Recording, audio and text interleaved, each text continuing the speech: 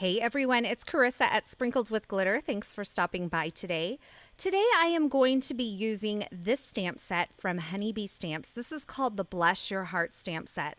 And I love that you can combine this to say blessings or blessed, and there's all those little kind of sub-sentiments that go with it as well. So I'm going to be making some watercolor cards today, and they're going to say, blessed to have you in my life.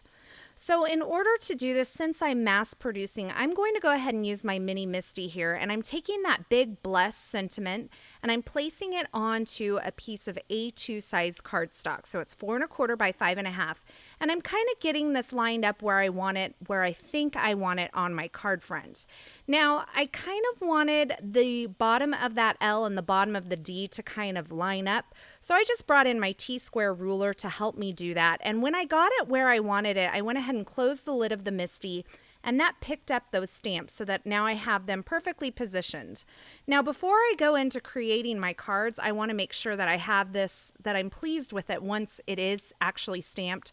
So I've gone ahead and just picked a random ink. This is Hero Arts Fresh Peach ink, and I'm just stamping it onto a scrap piece of Nina Solar White cardstock so that I can make sure that I have my placement where I want it.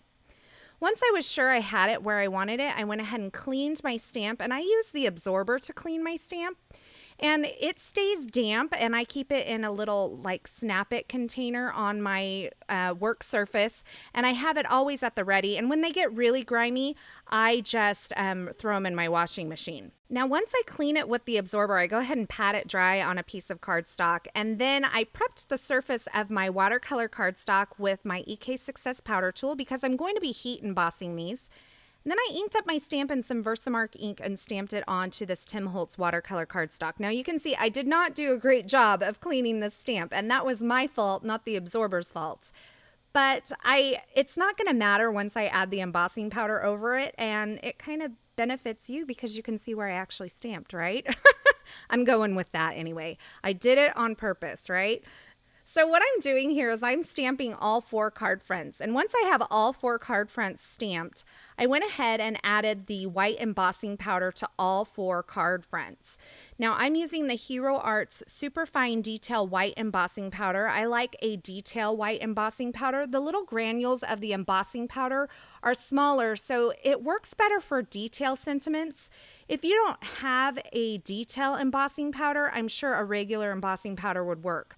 But in this case of the smaller sentiment, I think a detail powder is where you really need it. And you can use a detail powder on both intricate sentiments as well as big, bold things. So I went ahead and heat set those big greetings, and now I've prepped a piece of Essentials by Ellen Vellum with my EK Success powder tool. And while I have my embossing powder and all that out, I'm just doing all of my embossing at once. So I have the little sentiments here that say to have you in my life, and I've stamped those onto the vellum with Versamark ink. I've added my detail white embossing powder, and then I'm just heat setting those. Now I'm doing 1 on each end because I'm making 4 cards, and it's quicker if I do multiples at one time. So once I get the 2 heat set, I went ahead and took them over to my trimmer, and then I repeated that process so that I had 4 of those little sub-sentiments. Now for these cards, I'm going to be doing 4 different colors of watercolor. Now, I am no watercolor expert, but I can throw paint on paper. That's something that's in my wheelhouse. And so what I'm doing here is I am just securing my watercolor cardstock onto this clipboard. Now, I don't have like a cutting board or an official like watercolor board to keep my paper, adhered to. So I just use this clipboard because I have it in my craft room. So I've added some delicate painter's tape around the edges of those to keep them in place. And now I'm using a brush to just add some clean water over the top of that, kind of blobbed it on there. And for today's watercolor, I'm going to be using the Daniel Smith Watercolors. Now these come in tube form. And so what I've done is I've taken the tubes and I've squeezed them into a palette. And I will try to link all of these items in the description at YouTube as well as over at my blog. And then once those watercolors dry out, then I have a palette that I can actually take with me. Now, I do want to mention that this is not all of the color that comes in these tubes. I actually have quite a bit of pigment or watercolor left in each of the tubes. So these are going to last me a really long time. Now, for the first card, I started with the quinacridone. These names are very hard for me to say. Quinacridone coral, and I added a little of the Paranone orange. And forgive me if I'm saying these names wrong. But you saw me just kind of adding the color here and there, and I'm letting the water move it around. That's why I added the water to the cardstock or the watercolor paper to begin with. Now for the second one, I used gold green, and I added that around the entire area, and then I added a little bit of the sap green into that green gold that was there, and I added that in various places as well, just to add a little bit of difference of color so that there were different shades of green. And you saw me there, I had a little bit too much color and water in certain places, so I just sopped it up with the corner of a paper towel, just a clean paper towel. Now for this one, I am using just one color. This is the cobalt teal blue, and I've added that all over. And I didn't show you the watercolor process on all of these because really I'm just pouncing the color in there. And for this last one, I finished off with the quinacridone magenta. You guys, I just wish I could spell it for you, but I can't. So anyway, I'm forced to say quinacridone. Look, I got it right. All right. So now I am taking this stitched rectangle frame die. This is from Lawn Fawn, and I have used my precision base plate in my Sizzix here to cut this out of some gold glitter cardstock. Now I've been asked in the past how you use the precision base plate. The precision base plate takes the place of your bottom cutting pad. So you would have your platform, your precision base plate, then your paper, your die, and your top cutting pad. And that's how you use the precision base plate. So I've gone ahead and cut these frames out 4 different times, and then I cut them out of some fun foam as well.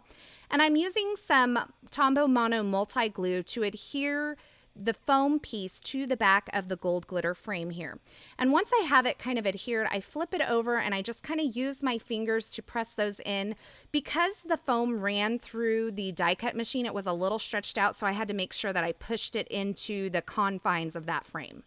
Now, ideally, in a perfect world, I would have all the time in the world to let these air dry, but I don't.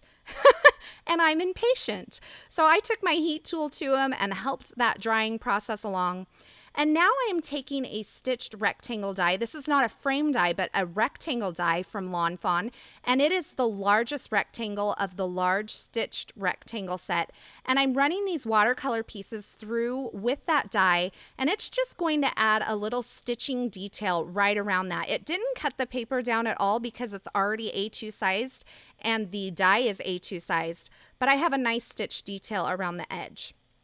So for that vellum piece, I've taken it over to my sewing machine and I've added a couple of lines of gold stitching to hold that vellum piece in place. And I wanted to show you how I deal with the threads when I add a little bit of stitching to my card. So you see me pulling on this white thread here. The white thread is my back thread. I always use white as my back thread. And when I pull on that white thread, it brings a loop of that gold thread through to the back of the paper. And then I just use my Tim Holtz craft pick to pull that through to the back. And I did that on all 4 pieces. And now I have both the gold and the white thread for all 4 of those starting and ending points on the back of my cardstock. And I just like to adhere it down. And then I have a nice clean finished look on the front of my card, and I don't have any stray threads hanging out. Now, if you want that stray thread look, you can definitely do that, but I just prefer the cleaner look for this card. So once I got those pulled through the back, I adhered them, and then silly me, I should have cut them before I adhered them onto the card fronts, but I didn't, and so I trimmed down those vellum pieces into a banner end, and now I'm using this Be Creative tape all over the back of this piece of watercolor cardstock. Even though I adhered it down to my surface, I still had a little bit of warping, and I wanted to make sure that I had a nice firm adhesive to hold this onto my card base. So I'm adhering this to a Neenah Solar White 110-pound card base here. I've gone ahead and scored that with my Martha Stewart scoring board, and now I'm kind of using my hands and the edge of my desk and my work surface to make sure that I get that rectangle or that watercolor piece adhered on to my card base perfectly, and then I press that down. I did add a piece of polka dot washi tape, by the way, underneath that vellum strip. And now I'm going to adhere this dimensional frame over that watercolored area with a little bit of the Tombow Mono Multi-Glue. Now, I wanted to show you this little trick. I had some areas that I didn't emboss perfectly, and that's okay. I have this Dilutions paint pen. This is from Diane Reevely and Ranger. And what I've done is I've just gone in there and I've kind of colored over the areas that weren't exactly perfect. Now, you'll want to make sure that you remove the ink from that's sitting on top of the embossing powder or the embossed areas first. And then if you had any areas that were not embossed, you could cover those up with that paint pen. So I finished each of these cards the same way. I added some sequins to each one of them using some multi-medium in the matte finish from Ranger. And that completes my watercolor card set for today. As I said earlier, I am in love with this stamp set. I think it just called to me to have some watercolor resist done with this stamp set. As always, I will have links to the featured products in the description at YouTube and a complete list of products over at my blog at sprinkledwithglitter.com. Go on over there. I will have more still shots and more information available for you. As always, thanks for watching. Thanks for stopping by. And until next time, I hope you have a fabulous day.